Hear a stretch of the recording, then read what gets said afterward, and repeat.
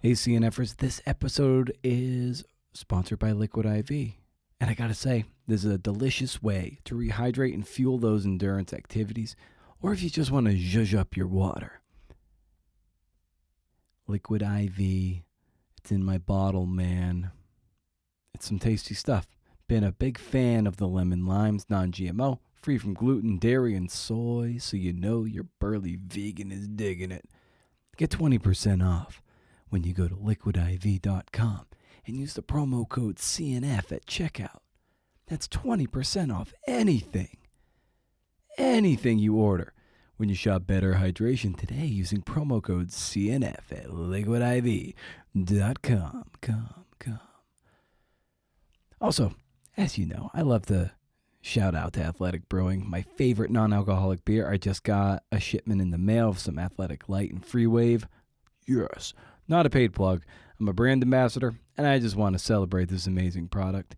If you head to athleticbrewing.com and use the promo code BrendanO20 at checkout, you get a nice little discount on your first order.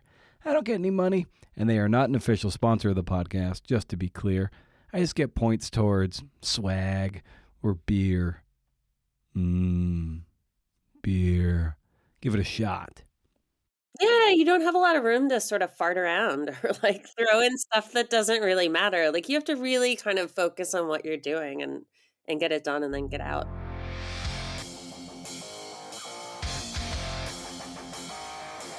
Oh, hey, CNF, didn't see you come in. It's CNF Pod, the creative nonfiction podcast, a show where I speak to badass people about telling true stories. I'm Brendan O'Mara. Yes. Today we have Hattie Fletcher, editor of shortreads.org, and Stephen Knezovich, marketing whiz kid over at shortreads.org. And let's just be clear, it is short-reads.org. Lest you not include the hyphen, you will be taken to something else. I'm going to type that in. Shortreads without the hyphen.org. What does that do? Let's see what it is. Scintillating audio. It looks like, oh boy, that's not that. Is that looks like some German website or something like that. Don't do that. Those two are heading up short-reads.org, as well as Chad Vogler and Anna Hall. But it's only Hattie and Stephen you're going to hear from. Chad and Anna are not here, but maybe in the future. Who knows? It's my podcast. I can do whatever I want. This cohort is formerly of Creative Nonfiction Magazine, and due to conflicts of leadership at the magazine, they left, which they've made quite public on Twitter. You can go check out their Twitter thread about their letter of resignation of sorts. We don't get into that because this isn't a gossipy podcast, but we do get into what inspired them to start Short Reads.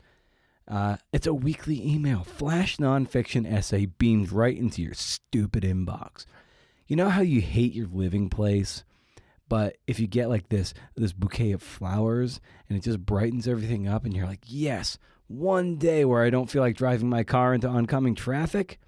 That's the Short Reads essay, that bouquet of flowers that appears in the hellhole of your inbox every Wednesday morning. Make sure you're heading over to BrendanO'Mara.com for show notes and to sign up for the Rage Against the Algorithm newsletter.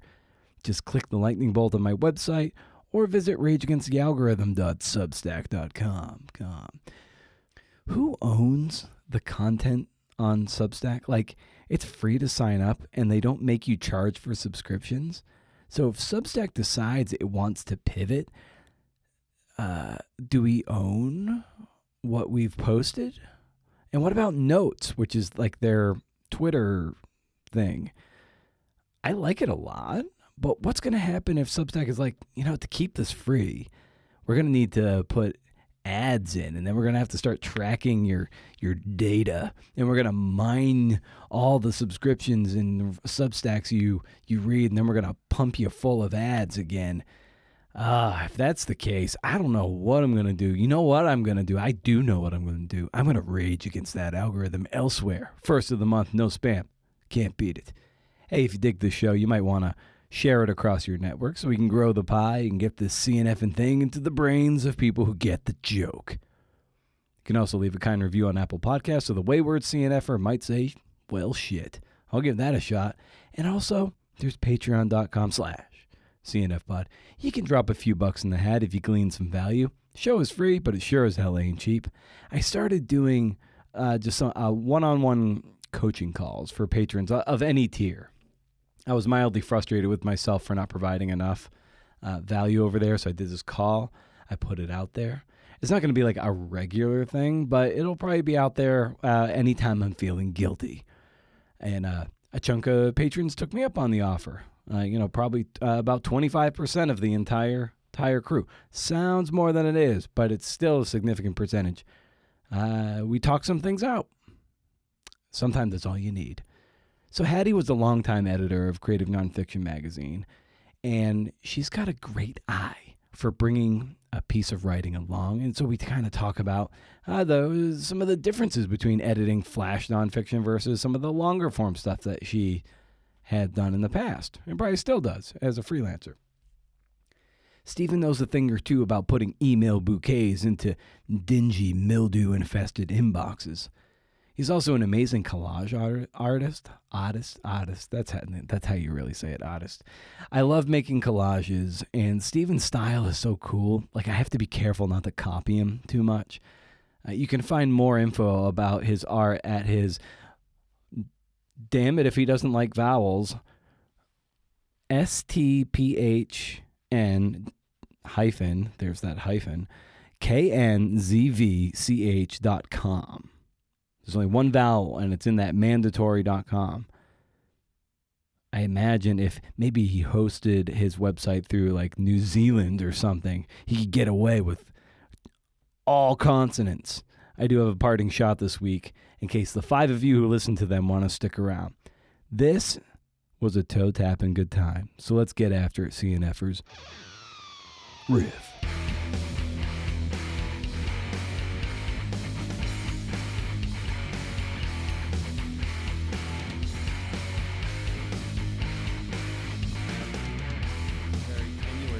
Publishing climate, and it can be hard to start something and even harder to keep it going. So in light of that, the kind of climate that we're in, what was the energy and the motivation behind doing what you guys have started with Short Reads? I guess obviously the elephant in the room is what happened at Creative Nonfiction. So it was kind of not going in a great direction, and the whole staff left, and in sort of the aftermath of that, there was, I don't know, there's kind of like a grieving process, I suppose. But, we all had been working together for a very long time. Hattie and I have been working together for 15 years. When I started at Creative Nonfiction, it was really just, Lee was there, but it was Hattie in an office with her 2-year-old daughter. And then I wandered in, and we kind of built it from there.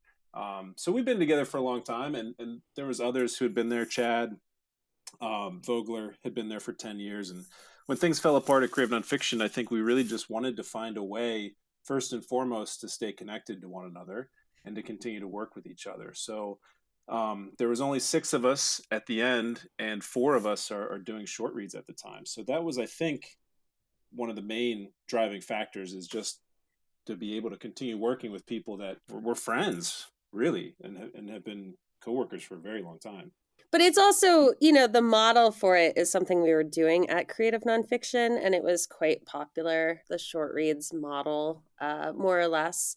I think this is a little bit different in tone and in some of the things we're trying out with it. But, the model of emailing something out, short, we were doing it already. So it sort of made sense as a starting point for kind of kicking off any new publishing endeavor, to start with something that we knew that people liked already. Yeah, the Sunday Short Reads was a wildly popular thing we were doing at CNF. I think at the end there was 9,000 email subscribers to it, and it had like a 75% open rate. So that was tons of readers, and it was just kind of a fun thing that we started, I guess, a little bit before the COVID things happened. We just decided to try this thing and just roll it out. It was a free offering. it was a way to kind of maybe reach some new people, publish some different work, because we were able to partner with other publications. And the short stuff was a little quicker to get from acceptance to publication, and email was a fast delivery system. But yeah, I mean, it was a nice little community of readers that was going on over there, and so we wanted to kind of keep that going in whatever way we could. Yeah, and with the bigger CNF magazine, a lot of the essays were in the ballpark of, I think 5,000 was about the upper limit, and then the True Story chapbook could be up to like 10,000 words. And now you're like really dialing it back to the flash nonfiction. So Hattie, like having edited all those kind of those ranges, what are the unique challenges to writing and editing flash nonfiction? Yeah, that's a great question. It's really different, actually, sort of in a fun way. I think one of the things with Flash is that writers have to be so much more, not deliberate. I mean, I think you have to be deliberate in anything you do, right? But I think Flash, you have to be really careful about the choices you're making, about sort of where something starts and kind of the scope of it. And one of the things that's been really fun to see with doing the Flash is the incredible range of approaches people can take to it. I think partly because it's short, there's not always, but often a sort of, this is a dumb word, but experimental sort of approach and form, just because you can try things as a writer that probably wouldn't work to be able to sustain in a longer form, right? So we have a piece upcoming next month, I think, that's the pieces we run in short reads go up to 1,200 words, because that's sort of logistically what you can put in an email. But we have a piece that is not quite at that upper limit, but it's all one sentence, right? And that's not to say there's not a writer somewhere who can write a whole piece. I'm sure someone has like a 10,000 word, one sentence piece, but it's a lot harder. The challenges, I think, sort of multiply. Or if you're talking about forms that are, sort of hermit crabby things sometimes are hard to sustain over the long haul, or certain kinds of organizational structures, they can get tedious at longer lengths in ways that in a shorter piece really can be really effective and fun and clever. Yeah, I think to your point of the writing has to be deliberate, or like definitely very intentional, and every word or sentence has to carry so much more weight and momentum with it, which I think is kind of fun, because to try to whittle things down to such a point where you can really, I don't know, just distill it and reduce the sauce. Yeah, you don't have a lot of room to sort of fart around or like throw in stuff that doesn't really matter. Like you have to really kind of focus on what you're doing and get it done and then get out.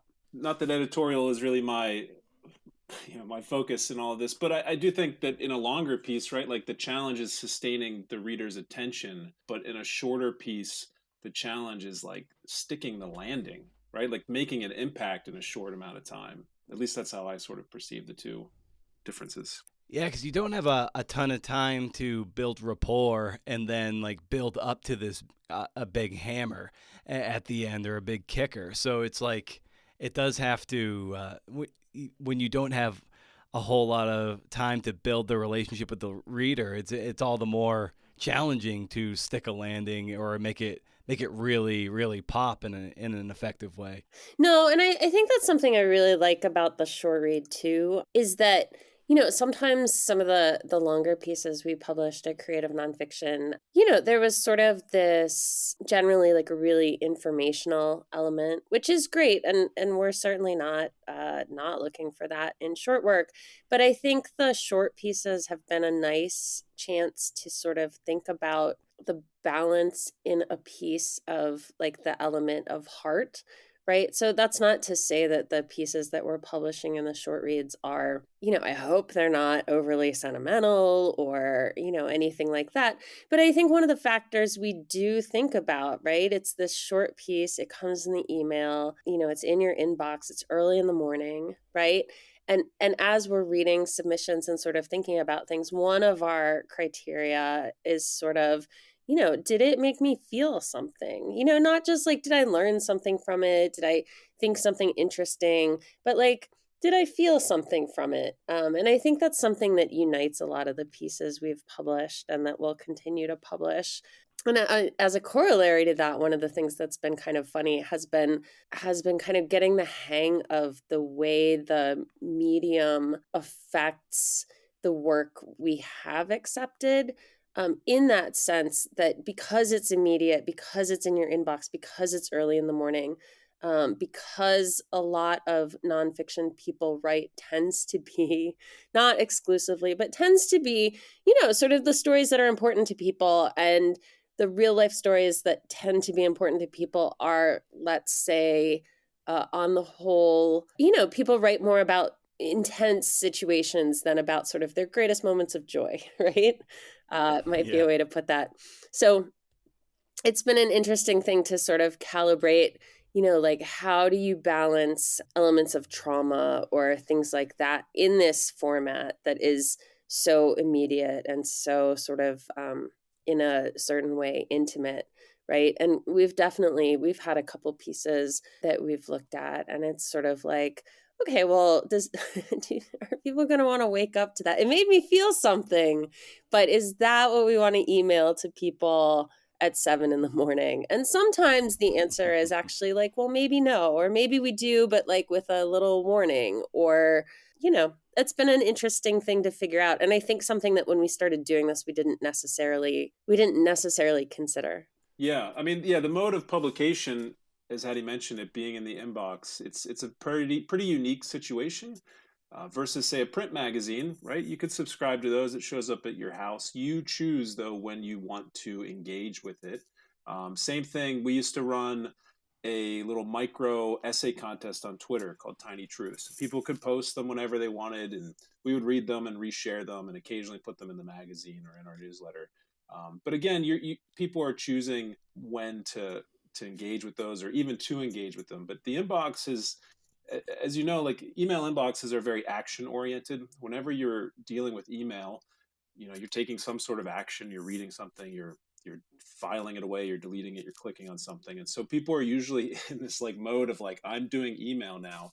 And so when our thing shows up, number one, we want it to be, I think the goal and what we think is nice about publishing in an inbox is it can be a small break from, your emails from your boss or your to-do list or whatever. And they're short enough that it's like a nice little break. And we're not asking you to do anything other than engage with the piece and maybe think about it or feel something. But, we're showing up at a specific time and sort of, you know, we just want to be mindful of that. So it is definitely a challenge. Another thing that we think about. Yeah, and email is so important these days. I think maybe in the last, well, I don't know, let's see, when did, 2010-ish is when everyone was really getting obsessed with social media as a means to build platform and to get your work out there. And I think we've really seen the pendulum swing against that or away from that and in favor of more permission-based assets, be it email newsletters or Substack or stuff of the nature that you're doing. So just how important is, that aspect to where you see short reads going here? I mean, I think it's very important. And I've always been a web 1.0 kind of person, right? Where it's like you want an email list and a Yeah. blog. Social media is nice, but and when I work with writers or people on the marketing side, the best thing about an email list is it's something that you own. Like social media has changed so much. The initial promise of Facebook was one of connection, and it's just they got everyone to sign on, and then they totally changed it into a place of distraction, right? So the big three, especially, I guess it's really just two because it's Meta and Twitter, but the last several years they're falling apart. People are fleeing. They're going other places. The audiences are breaking apart again. You no longer, I think, that access to that huge group of people isn't going to be around much longer, or it's going to look very different. And email is just sort of that tried and true thing. It's a great. I very much. I don't know. I think email is is the place to be. But I think building Yeah. that email list is important, not just for us, but for any writers who are out there trying to build an audience and they're still chasing followers on Twitter or Facebook. It's not really going to be worth your time in the near future, and focusing on an email list. And also email's personal. There's a Dan Oshinsky, I think his name is. He was doing the New Yorker's email stuff for a while. Now he runs this thing called Inbox Collective. But he had this quote a few years back, something along the lines of, the email inbox is like, it's the equivalent of somebody's living room. It's a private, personal space. Not everyone gets invited in there, and you want to show up and respect that space.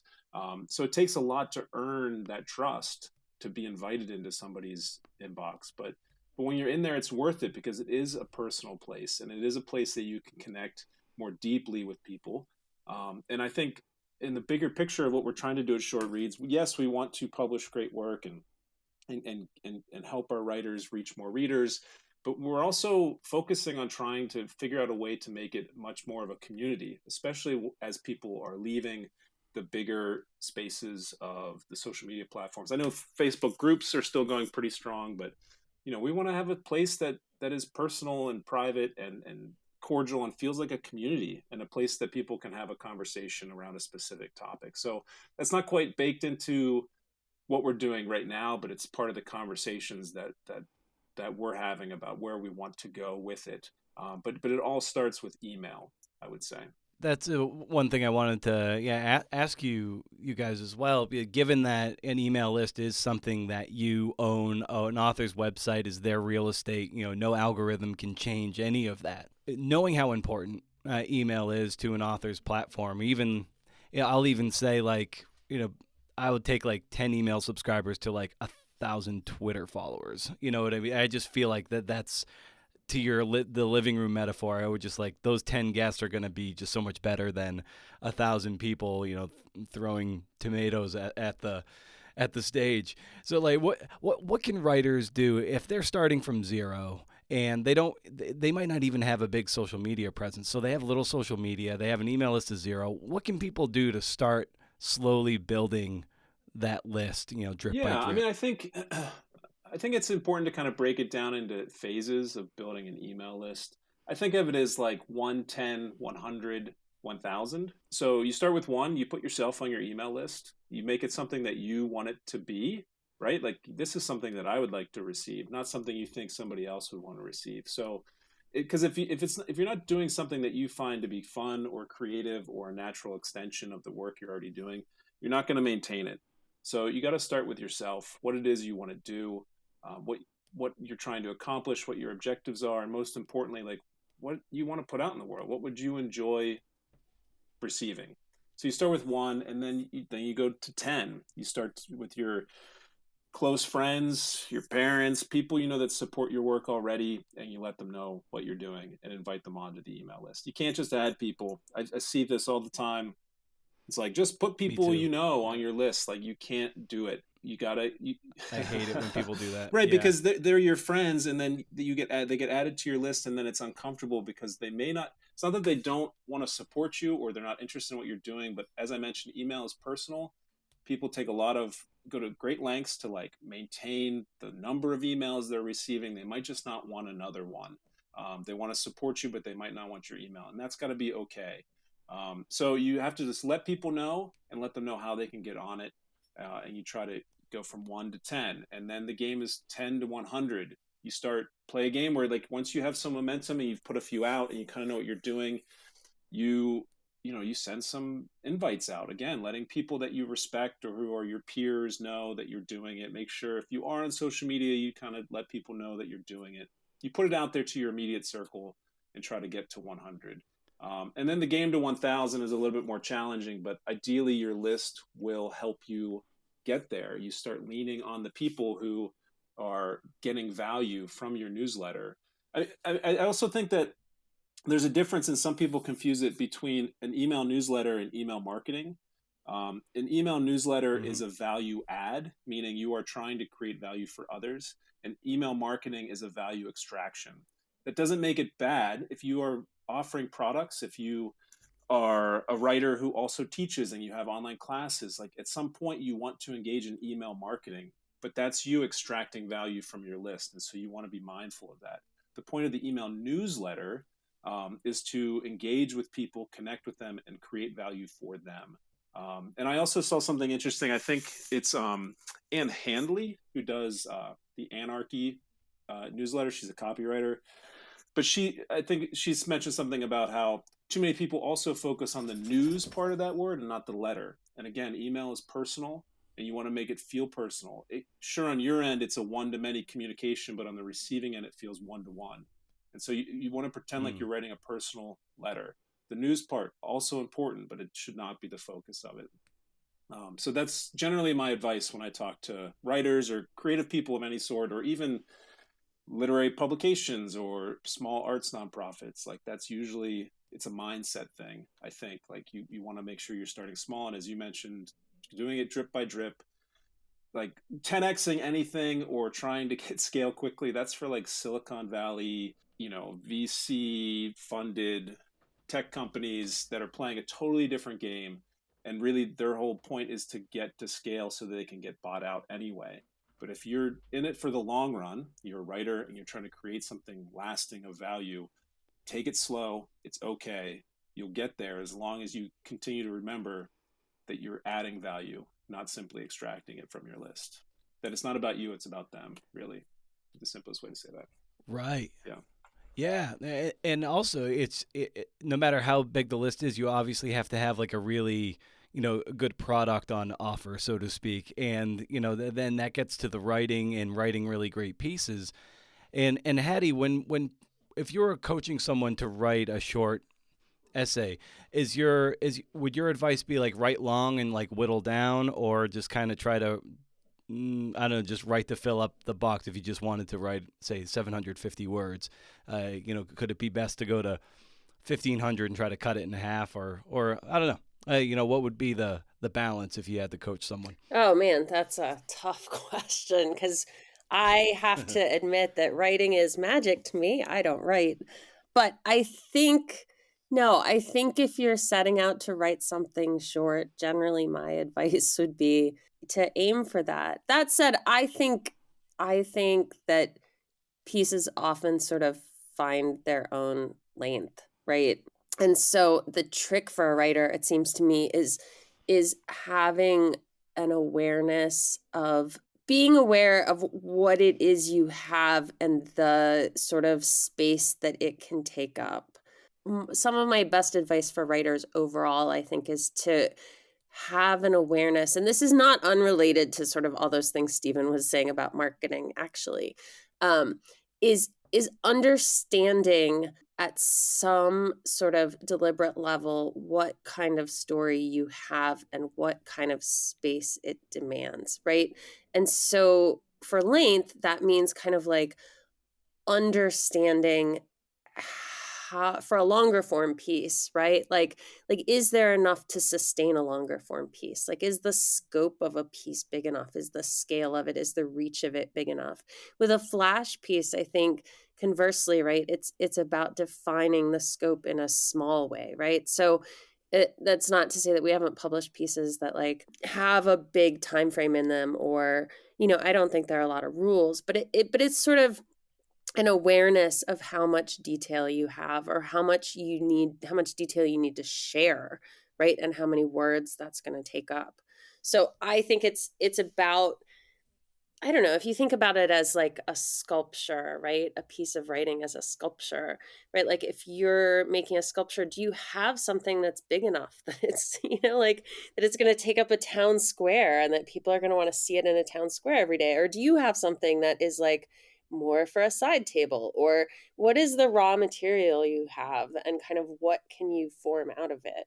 If that makes sense. I think sometimes when writers go wrong, though, maybe after the initial writing, right, it's about not quite seeing that. So I think one of the common things with longer work that I see, because I read so much stuff, and I read so much stuff that doesn't end up getting published, right? So it's a little bit weird in that way as a reading experience. But like there's a kind of common sort of story that I see where people get really, it's often chronological, but that's not, I don't think, the main point. But it's sort of like, and this, and this, and it's just so much detail. It's sort of like telling a story that's kind of not ultimately a very big story, but it's like all the details and trying to work up to kind of the meaning of it. And the meaning is sometimes surprising, but it's usually not like, life shattering. And often with that kind of story, right, it's like 4,000 words, and kind of your interior monologue as an editor or a reader, you're like, this doesn't need to be this long. Like this is a shorter story. And often I think those shorter stories, and I've said this to writers sometimes in rejections, like they seem like shorter things that should be shorter stories, and in fact that might even be shorter stories inside longer stories, because they're kind of like the anecdote that's like the the other part of the metaphor, where you're like, here's this one story and here's another story where something similar happens. So I think sometimes, that's what I mean about finding the shape of it is, sometimes I think it's possible, right? You sit down in a first draft and you write and you write and you write, and you're like, okay, well, this is, 4,000 words, but really it's just sort of an anecdote with like an observation at the middle of it or something. And so then I think part of the revision process, right, is as a writer taking a critical look at what you've written and sort of thinking like, okay, well, why, what's in this story for me? What's the discovery? What's the change? What's the important thing? And will that be equally important to someone else at this length and at this detail? And sometimes the answer to that is no. And then maybe you revise and you make it shorter. If we were to maybe, because this one's extremely short, if we were to kind of like break down why it worked, most recent one, my sister used to give me blank journals for my birthday by Beth Ann Finelli. If we were put this on the table and doing an autopsy, for you, when you read this, what made this very, very, very short essay work for you? Yeah, I mean, I think Beth Ann is so good at sort of. I said this to someone the other day right after the piece went out. She's really good at sort of twisting the knife. And I think often before you realize she has a knife, right, is sort of the effect of this piece, I think. It happens, if you've read a lot of her work, she's written sort of a fair amount about her sister who died young. And I think this piece works because it is sort of just like a quick punch, right? And that's not to say that she couldn't write a much longer thing sort of about all the things her sister gave her, or what happened to her sister, or endless possibilities. But this piece I think is great because it kind of lulls you along just for a tiny little bit with sort of, these details, this sense of writing, and then like, okay, well, here's what I need them for, right? And I think it's a good example too of that thing we were talking about, like it makes you feel something, right? It's a quick sort of intense feeling that I think you also sort of come back to a little bit. It's a feeling with a little bit of weight to it. And I think what it does especially well, and I think short pieces done very well, they leave you really wanting more. Yeah. Right? Yeah, I think that's true too. So this it's a I don't want to say it's a fun piece. It's not a fun piece. It's a sad piece, right? But it's a fun piece in the way I think that you can see her stringing out sort of like the details, right? The sensory details, the descriptions of notebooks. You learn a surprising amount. Like you get a sense of the sister, right? Like in this sort of where she's buying the notebooks, and sort of you get, it's so short, but you get a sense of like what a full life she lived too. And I just think the juxtaposition of all that, sort of cramming literally a ton of notebooks, right? Like there's a lot of stuff crammed into the front part of it, but without feeling ponderous, right? And you can see where a different writer might and might effectively catalog the individual blank books, right? Or what's in each one, or kind of all those things. But this piece doesn't need to do any of that. That's not the point. To your point, how you got a lot of information about the sister in this brief piece. I don't know the quote, but J.R. Moehringer, who's a great journalist and novelist and ghostwriter, he had you've probably read it, but essay in the New Yorker recently about ghostwriting, and he had a quote about it's something he wrote, a sentence about memoir, and I think a lot of people make this mistake about the memoir being a little too navel gazing, but in a way, like the best memoirs are the ones that really sort of not catalog, but kind of highlight the other people in the narrator's orbit. So I think in this sense, how you learn so much about the sister in such a short punch is like that's what really good memoir does too. It's very grounded in the person she loves and is talking about and writing about. Yeah, no, I think that's such a great point about memoir is finding the balance of kind of yourself, because obviously it's your story, it's it's that whole thing, memoir, the me, whatever, but also like you as the writer, you have so much control over it. It is all you, and because it's all you, I think that the exact content of it doesn't have to be it's sometimes it's a little bit that thing, like you don't have to start every sentence with I think, right? Because it's kind of implicit in the whole activity. But I think people do see, there I went. I think people do sort of fall into that trap a little bit where you're writing and you're like, well, why is this story important to me? And I think a lot of times writers struggle with finding that balance of not, getting bogged down in that, and sort of the like, well, here's why it's so important to me. And you can, I think, make that clear without having to kind of engage with it so overtly sometimes.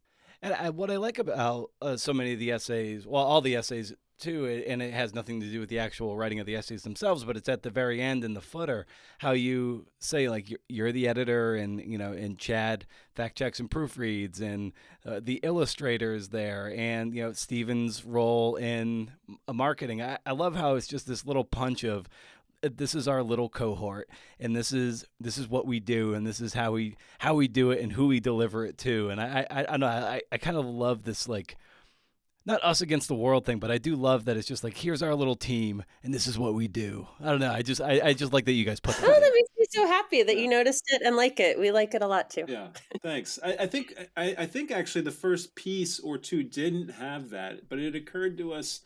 The first few pieces went out with just the illustration credit for Anna, because that was an important addition to the piece, right? We're publishing an essay. Here's the writer, and there's art with it. Here's the artist. It is a publication, and most publications, you get to have a little masthead, and we wanted to have a little fun with it. So I try to swap out the little emojis every week, and stuff like that. But yeah, it just felt like a nice way to let people know, again, that there's humans, there's people behind this, and we're trying to, you want to put your name on your work, right? So you want people to know, we want to take responsibility for it, and we're proud of the work we're putting out there. But yeah, thanks for noticing that. That does please me quite a bit. Yeah. Yeah. Well, and the team element, I think, is so important to us at this point.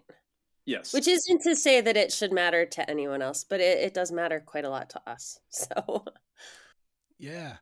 I like with like the Atavist magazine does this too. Like at the up high in the story, there'll be like the byline. It'll be like who's the lead editor, who is the fact checker, and the illustrator.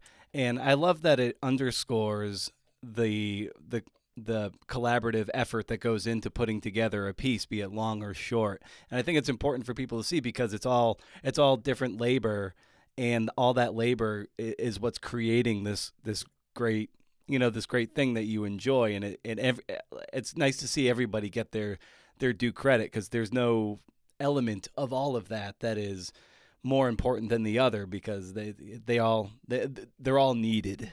Yeah, I mean, 100%. I mean, if you like, that's why every book has an acknowledgments page as well. I know writing itself is a solitary activity, but it takes a lot of people and a lot of work to bring good work to the world, right? Like you need a good circle of support, and you need people who have your best interests in mind and are trying to do a good job on your behalf. And I think that's it's important to remember, especially for, I don't know, just as a reminder to have that there. And I'd love for you to expand on how you've got original submissions, obviously, and then you have some that are from are sort of republished or repurposed from other literary journals. Most recent being from Kenyon Review, but I think Fourth Genre had a contribution from another writer. And just what are the mechanics of that? I'll let you speak to that, Hattie. I mean, currently we're trying to figure out how to sort of open submissions organically in a way that won't be overwhelming for us, just because at this point we are a small team and sort of volunteer based. There's not really any money involved with this at the moment, so it's sort of a side project we're all doing in our spare time along with other things. At the moment, the process is that we reached out to a lot of writers whose work we admire and who we've worked with before, and sort of did a soft call for submissions. And people sent a mix of original work and sort of work from other pieces. But this really sort of lovely thing emerged that to be honest, we didn't really plan for it. But as we were getting pieces that were reprints, what we started to notice, and I think, someone, I don't quite have the whole view of the landscape on this, but I think there are so many places. Well, there are two things, right? One is that probably half the places that we've reprinted from are defunct in some way. So they're like online publications that people, not unlike us, right, set out with really good intentions to sort of start a publishing thing. And for whatever reason, for a whole lot of reasons, right, couldn't keep it going. Which is also just part of the natural life cycle, I think, probably of a lot of publications, right? Nothing's going to last forever. So it's been really nice to sort of give a new home to some of those pieces that sort of disappeared or weren't online or languished or got lost. There's also, I think, in nonfiction, there's obviously there are kinds of publishing and publications that don't last, or that you can't really revisit years later, or they don't hold up the right way. But there's also a whole lot of writing and stories that's archived. When we were doing the Sunday shorts at Creative Nonfiction, it started as part of a tool for re-showcasing pieces from the archives, from ours and then from other places. I think, in a time when there is so much stuff demanding our attention, there's so much, ironically, because archives are sort of more available, it just adds to the piles of things that, you could do a deep dive anywhere. But really what we're doing is sort of helping curate that experience and saying, well, here's a piece from, Fourth Genre from 20 years ago. But look, it's still really, it speaks to us now. It's fresh. For the writers, sometimes it's a really nice opportunity. It's been a nice opportunity to sort of, I think, that piece by Mimi Schwartz, Mimi's comment was something like, oh, it was so nice to sort of be back in touch with my younger self, right? I think it's a really, there's something really nice about that. And it's kind of like a little bit of a meta commentary on publishing and where publishing is, like what does it mean to publish something now? And what does it mean to reach an audience? I think there's no reason not to refeature pieces. And I think that's relatively new in publishing, right? I think for a long time, publishing, and especially like literary magazine publishing, has a tendency to sometimes be a little precious, and to kind of feel like, well, we own this thing, like it belongs to us. And that's true in some sense, obviously. And there's, copyright and kind of all those things. But also, if you publish something and it doesn't get to readers, it's a little like the tree in the forest, right?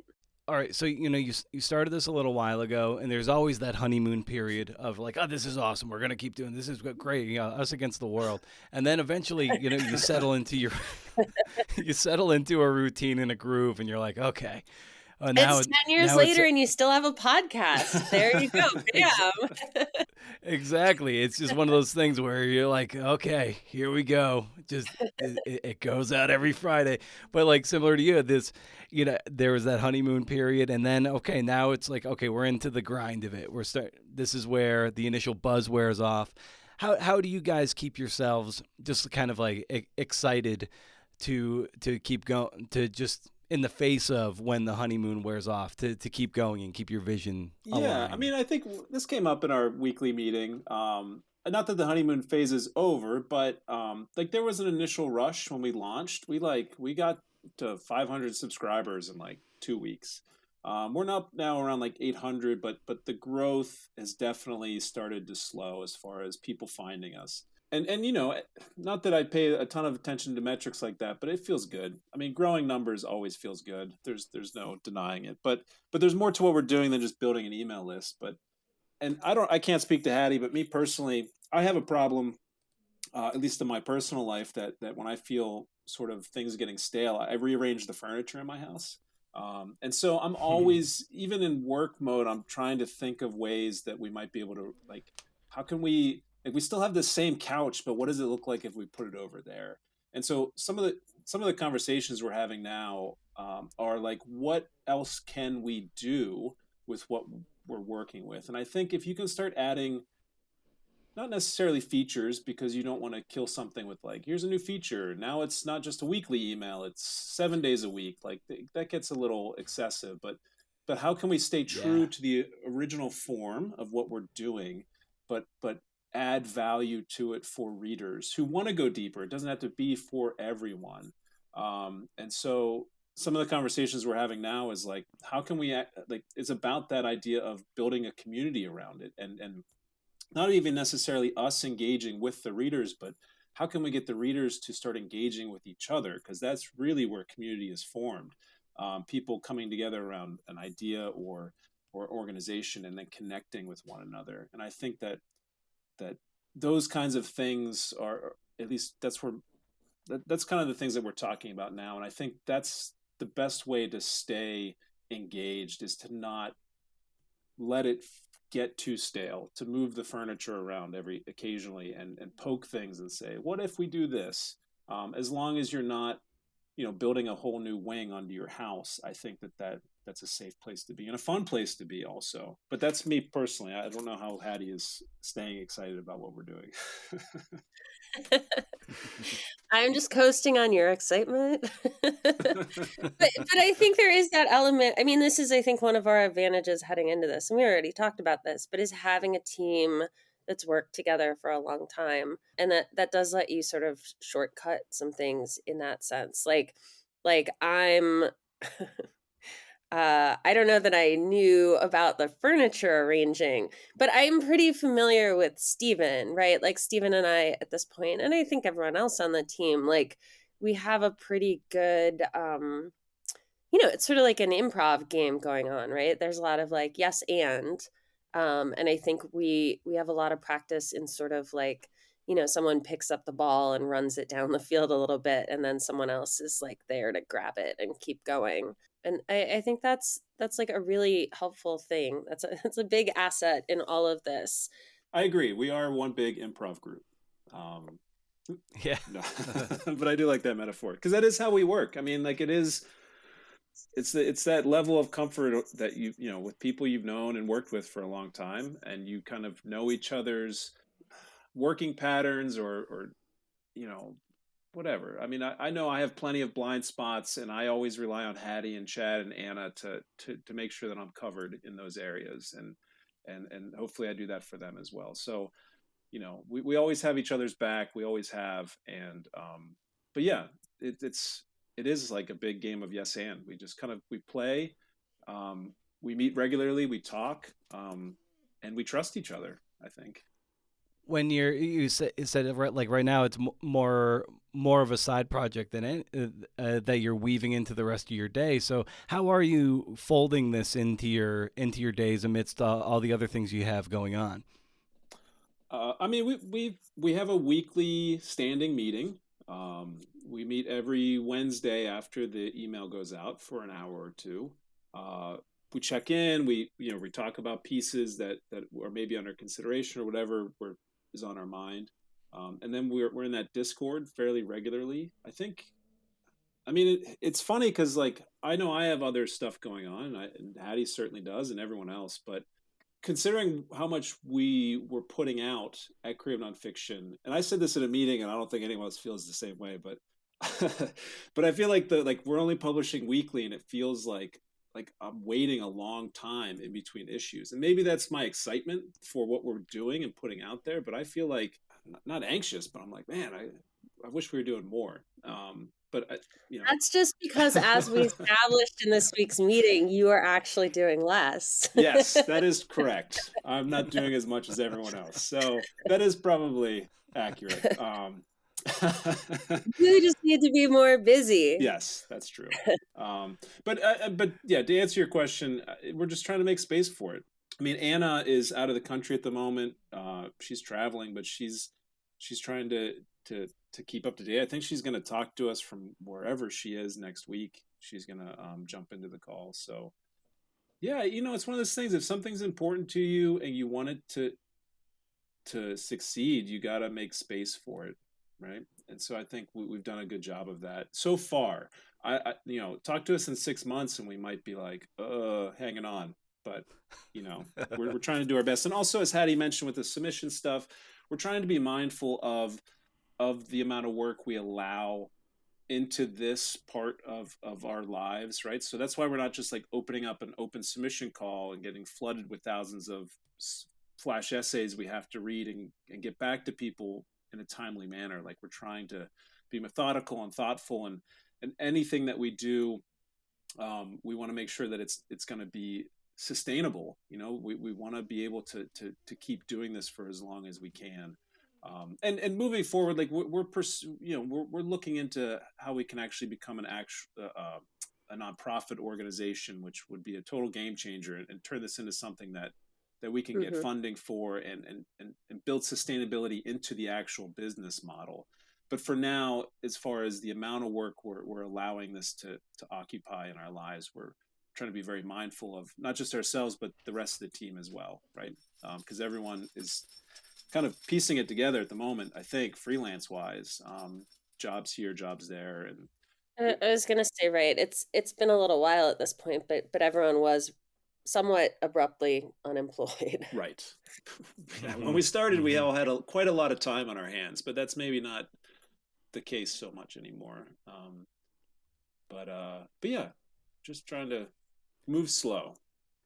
Yeah, move slow. Don't break things. Right. Like the anti meta. Right. But, yeah. Well, Stephen. So one of the final things I'll be asking you guys, I got to ask you, how's the collage game going? I love your collages, love your work. I love your eye for that. So how's the collage game going? It's going pretty well. During COVID, I just kind of hunkered down. I was just doing a ton of work. For me, the visual art stuff that I do, the collage, it's like a form of mental health for me. There's something about that activity of just cutting up old magazines and reassembling them. I mean, it's like an offline activity. I find it very calming, and sort of in this world of like constant connection, it allows me to kind of disconnect for a period of time and focus on a very analog, tactile, contained activity. And I find that to be sort of my mental release. But it's going pretty well. Yeah, I appreciate you asking. And so it's just one of those things that I kind of do on the side and try not to make too big a fuss about it. But yeah, it's great. Yeah, of course. And as you guys may or may not know, I like to bring these conversations down for a landing by asking the guest or guests, in this case, for a recommendation for the listeners of some kind.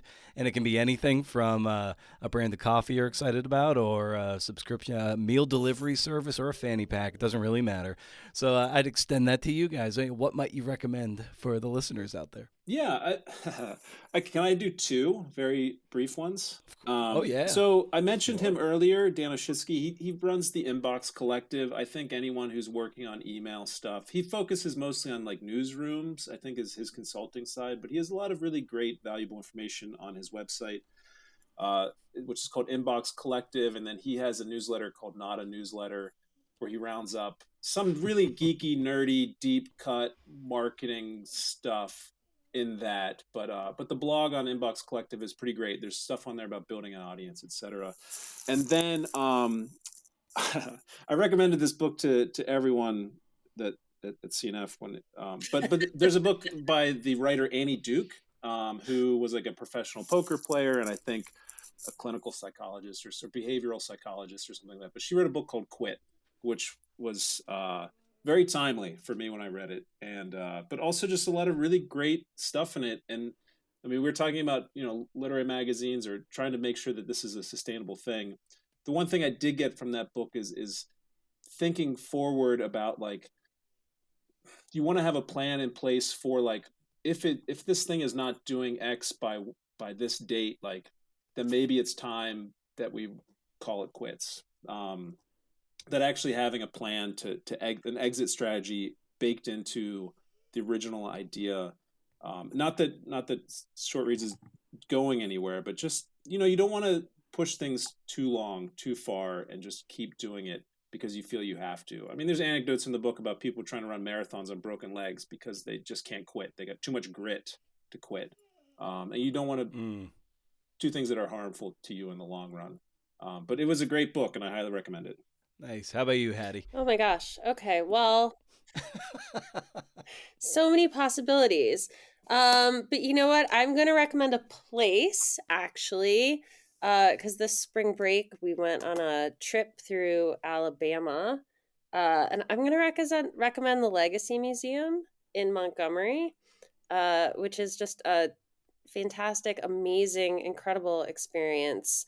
A great place to spend a few hours. It's sort of it goes on a sort of a journey from enslavement to mass incarceration is kind of the organizing theme, I suppose. But it's sort of a really interesting mix of like primary documents and kind of it's pretty dark. It's an intense experience, but also there's sort of a lot of great art, and it just I would recommend the trip there for anyone. I know Montgomery, Alabama is not necessarily like a, primo vacation destination, but I hope more people go there. Fantastic. Well, this was really fun to get to talk to you guys in tandem and get to celebrate what you're doing. And I'm real excited for what you've done and what you're going to continue to do. So thanks for carving out some time to do this and talk about Short Reads and what you're working on. So thanks a lot, Thanks guys. for the opportunity, man. Thanks for the invitation. Yeah, appreciate it.